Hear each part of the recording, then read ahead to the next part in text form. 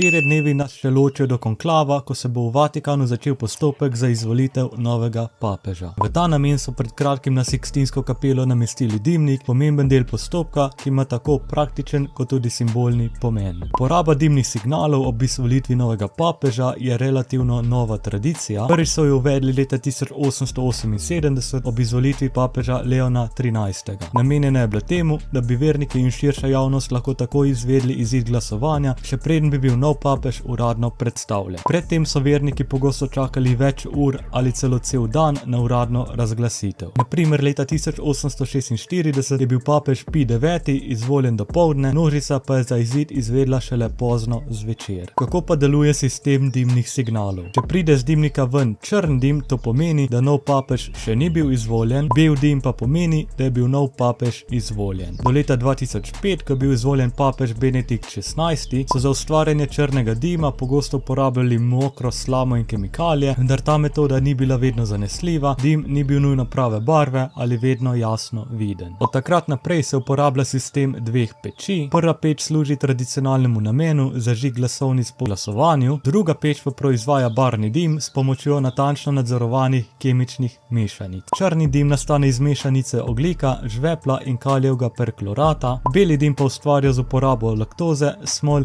in klorijevega perklorata.